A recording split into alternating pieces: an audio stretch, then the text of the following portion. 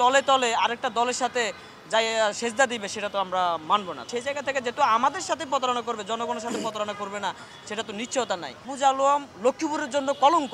তার কুমিল্লা আসনে সে অনেক যে হাসনাত আব্দুল্লাহ সহ ৫০০ কোটি টাকা ৩০০ কোটি টাকার বরাদ্দ দিয়েছে। এনসিপি শুরু থেকেই সেন্ট্রালাইজ হয়ে আছে। মানে ও যে আমি কিন্তু বারবার সব জায়গায় বলি যে ১০-১২ জনের এনসিপি, সেখানে আমাদের ২১৪ জনের সেন্ট্রাল বোর্ডই, আর আমরা বলতেছি ১০-১২ জনের। তো সেই জায়গায় বড় দল সেটা বিএনপি অথবা জামাত, তাদের কাছে অনেক সময় ধর্ণা দিচ্ছে ২০ থেকে ৩০টা আসন, সেটা কমতে কমতে সর্বশেষ ২০টা, এবং সেটা থেকে আরও ৬০টা হয়েছে, ৬০টা থেকে সর্বশেষ ৩টাও আছে।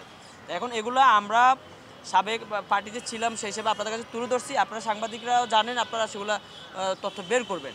আমরা এগুলো আশঙ্কা থেকেও বলতেছি এবং একদম কনক্রিটও বলতে পারতেছি না, আবার বলতে চাচ্ছি আশঙ্কা থেকে। কারণ হচ্ছে আমরা তো পার্টিতে ছিলাম, এখন এনসিপি মুখে মুখে অথবা জনগণকে বলতেছে যে আমরা এত হাজার নমিনেশন ফর্ম বিক্রি করছি, আমাদের ৩০০ আসনে ক্যান্ডিডেট থাকবে, কিন্তু তলে তলে আরেকটা দলের সাথে যাই সেজদা দিবে সেটা তো আমরা মানব না। তো সেই জায়গা থেকে যেহেতু আমাদের সাথে প্রতারণা করবে, জনগণের সাথে প্রতারণা করবে না, সেটা তো নিশ্চয়তা নাই।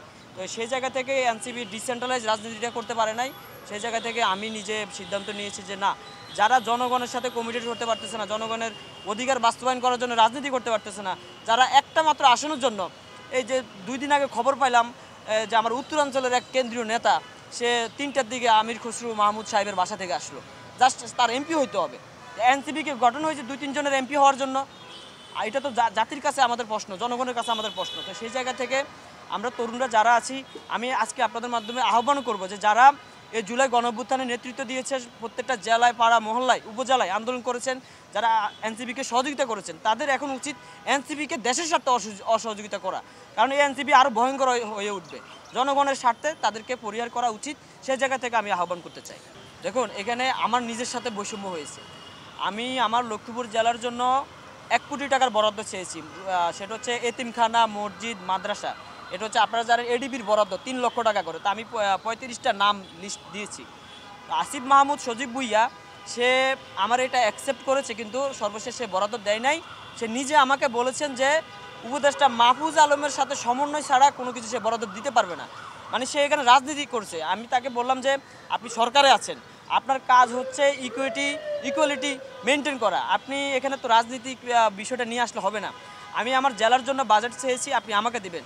কিন্তু পরিতাপের বিষয় হচ্ছে এই মাহফুজ আলম লক্ষ্মীপুরের জন্য কলঙ্ক। সে লক্ষ্মীপুরকে তার একটা উপজেলা চিন্তা করে রামগঞ্জের জন্য, অর্থাৎ সরকারি যত বরাদ্দ আছে সবগুলো তার নির্বাচনী আসন যেটা রামগঞ্জ ১, সেটার জন্য সে বরাদ্দ নিচ্ছে। তো সেই জায়গা থেকে বলবো যে এই যে যাদেরকে আমরা আজকে এই ৬ আগস্ট আমি সেদিন ছিলাম, ১৫৮ জনের বডি আমাদের মিটিং হয়েছিল, আমরা নিজেরা ঠিক করে তাদেরকে সরকারে পাঠিয়েছি।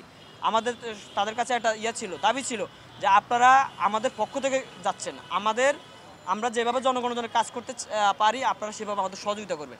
কিন্তু সেটা তারা করে নাই, তারা নিজস্ব রাজনীতি করেছেন। আপনি বলছেন যে হঠাৎ করে ঢাকা ১০-এ বিশেষ বরাদ্দ, এবং তার কুমিল্লা আসনে সে অনেক যে হাসনাত আব্দুল্লাহ সহ ৫০০ কোটি টাকা ৩০০ কোটি টাকার বরাদ্দ দিয়েছে। আর অথচ অন্যান্য যে জেলা আছে, উপজেলা আছে, যারা একদম মানে অনগ্রসর জেলাগুলো, সেগুলো বরাদ্দ পাচ্ছে না। তো নিজস্ব রাজনীতি, নিজস্ব এজেন্ডা বাস্তবায়ন করার জন্য তারা সরকারে আছেন এবং এনসিপিতে রাজনীতি করতেছেন। তো এই জায়গাগুলো আসলে বাংলাদেশের আমরা যে নতুন রাজনীতির চিন্তা ভাবনা করি, সেই জায়গা থেকে আমি মনে করি ঠিক না। সেই জন্য তাদেরকে পরিহার করলাম, পরিত্যাগ করলাম।